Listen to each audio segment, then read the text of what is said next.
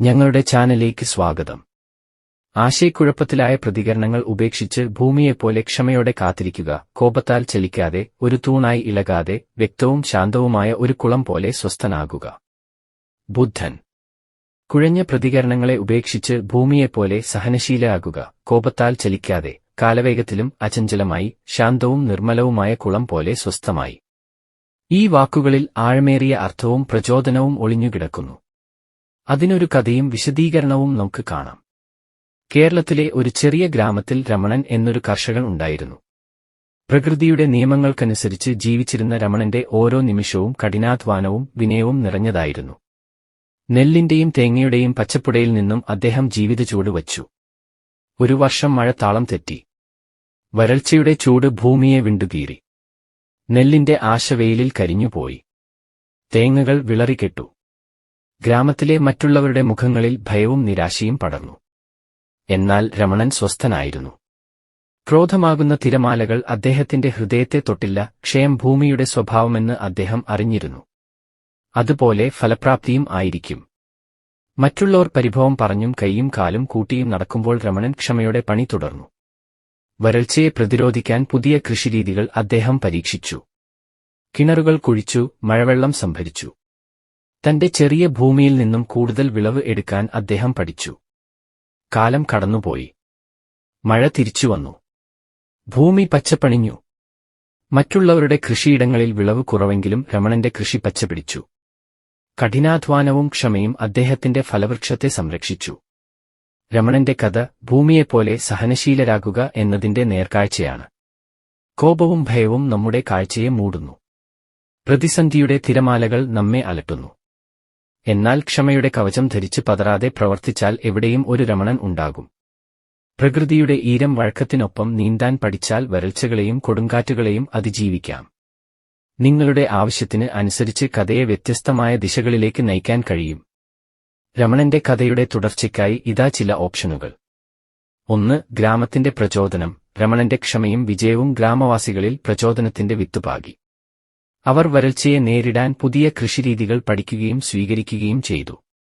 ഗ്രാമം ഒന്നിച്ച് പരിശ്രമിച്ച് വരൾച്ചയുടെ മുറിവുകളിൽ നിന്ന് കരകയറി കൂടുതൽ ശക്തവും സുസ്ഥിരവുമായി മാറി.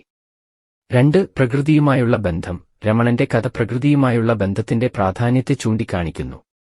ഭൂമിയെ മനസ്സിലാക്കുകയും അതിനെ ബഹുമാനിക്കുകയും ചെയ്തുകൊണ്ട് നമുക്ക് കൂടുതൽ ഫലപ്രാപ്തിയും ദൃഢതയും നേടാൻ കഴിയും. വരൾച്ചയ്ക്കെതിരായ പോരാട്ടത്തിൽ രമണൻ പ്രകൃതിയോട് യുദ്ധം ചെയ്യുന്നില്ല, മറിച്ച് അതിനൊപ്പം നീന്തി ഏറ്റവും മികച്ച രീതിയിൽ കൃഷി ചെയ്യാൻ പഠിക്കുന്നു.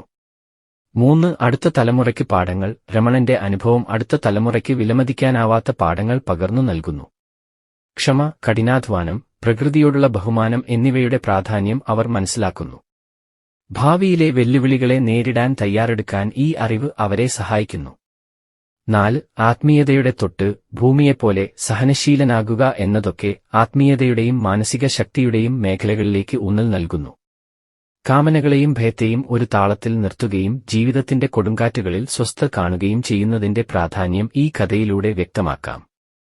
നിങ്ങളുടെ താൽപര്യത്തിന് അനുസരിച്ച് ഏത് ദിശയിലേക്ക് കഥയെ നയിച്ചാലും ക്ഷമ, വിശ്വാസം, പ്രകൃതിയുമായുള്ള സഹവർത്തനം എന്നീ മൂല്യങ്ങളെ എടുത്തുകാണിക്കുന്നതിൽ ശ്രദ്ധിക്കുക. മലയാളത്തിലെ നാടൻപറമ്പുകളും തെങ്ങോലകളും പശ്ചാത്തലമാക്കി ആത്മീയതയുടെയും പ്രായോഗികതയുടെയും ഇടയിൽ നീങ്ങുന്ന ഒരു ആകർഷക രമണന്റെ തുടർച്ചയിലൂടെ സൃഷ്ടിക്കാമെന്ന് പ്രതീക്ഷിക്കുന്നു. കാലം കടന്നുപോയി. രമണന്റെ കഠിനാധ്വാനത്തിന്റെയും ക്ഷമയുടെയും ഫലങ്ങൾ ഗ്രാമത്തിലൂടെ പടർന്നു പിടിച്ചു. മറ്റുള്ള കർഷകർ രമണന്റെ കൃഷിരീതികൾ പകർത്തിയെടുത്തു. വരൾച്ചയുടെ നിഴലിൽ നിന്നും പതിയെ പുറത്തുകടന്നു. ഗ്രാമം ഒന്നിച്ച് പ്രവർത്തിച്ച് കരണ്ടുപോയ മണ്ണിനെ പുനരുജ്ജീവിപ്പിക്കുകയും തങ്ങളുടെ കൃഷിഭൂമിയെ കൂടുതൽ ശക്തവും സുസ്ഥിരവുമാക്കുകയും ചെയ്തു. മഴ മടങ്ങിയ മേഘങ്ങൾക്കിടയിലൂടെ പുതിയ പ്രതീക്ഷയുടെ സൂര്യകിരണങ്ങൾ ചിരിച്ചു. ഇടവപ്പാതിയുടെ പുതുമഴയിൽ രമണന്റെ പാടം പച്ചപ്പുടയണിഞ്ഞു. തേങ്ങകൾ തിരിച്ചുകിട്ടി. നെല്ലിൻകതിറുകൾ തലയുയർത്തി. നഷ്ടം തിരിച്ചുകിട്ടിയതിന്റെ ആഹ്ലാദം ഗ്രാമത്തിലുടനീളം പ്രതിധ്വനിച്ചു. പക്ഷേ രമണന്റെ കഥ അവിടെ അവസാനിച്ചില്ല. അദ്ദേഹത്തിന്റെ വിജയം വെല്ലുവിളികളെ അതിജീവിക്കാനുള്ള ഒരു പാഠം മാത്രമായിരുന്നില്ല, പ്രകൃതിയുമായി ഒന്നിച്ചു നീന്താൻ പഠിക്കുന്നതിന്റെ പ്രാധാന്യത്തെക്കുറിച്ചും അദ്ദേഹം ഗ്രാമത്തെ പഠിപ്പിച്ചു. ഗ്രാമത്തിലെ മക്കൾ ഒത്തുകൂടി രമണന്റെ അനുഭവങ്ങൾ കേട്ടു.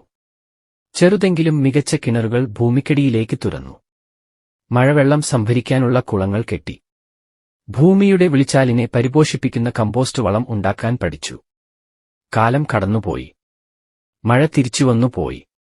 വരൾച്ച വീണ്ടും പടർന്നു കയറിയെങ്കിലും ഗ്രാമം തളർന്നില്ല. രമണന്റെ പാഠം ഹൃദയത്തിൽ പേറി. അവർ വെല്ലുവിളികളെ ഒരു കൈയിൽ ഒതുക്കി ഭാവിയിലേക്ക് കൺതുറന്നു. പ്രകൃതിയുടെ ഈരം വഴക്കത്തിനൊപ്പം നീന്തി തങ്ങളുടെ കൊച്ചു ഗ്രാമത്തെ ഒരു പച്ചത്തുരുത്തായി ഇലപടർത്തി വിരിയിച്ചു. രമണന്റെ കഥയിലൂടെ നമുക്ക് മനസ്സിലാക്കിയ പാഠങ്ങൾ നിരവധിയാണ്.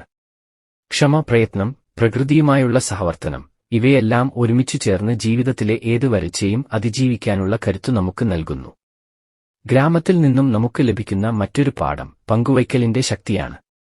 രമണന്റെ വിജയം അദ്ദേഹത്തിന്റേതല്ല, ഗ്രാമത്തിന്റെയാണ്. അവർ ഒന്നിച്ച് പരിശ്രമിച്ചു, ഒന്നിച്ച് പഠിച്ചു. ജയ് ഹിന്ദ്. നിങ്ങളുടെ സമയത്തിനും ശ്രദ്ധയ്ക്കും നന്ദി. ഞങ്ങളുടെ വീഡിയോ നിങ്ങൾക്ക് പ്രചോദനമാകുമെന്ന് ഞങ്ങൾ പ്രതീക്ഷിക്കുന്നു. നിങ്ങളുടെ സുഹൃത്തുക്കൾക്കും കുടുംബാംഗങ്ങൾക്കും വീഡിയോ ലൈക്ക് ചെയ്യാനും അഭിപ്രായമിടാനും പങ്കിടാനും ഞങ്ങൾ അഭ്യർത്ഥിക്കുന്നു. ഇതുപോലെയുള്ള മോട്ടിവേഷണൽ വീഡിയോകൾക്കായി ഞങ്ങളുടെ ചാനൽ സബ്സ്ക്രൈബ് ചെയ്യുക. ജയ് ഹിന്ദ്.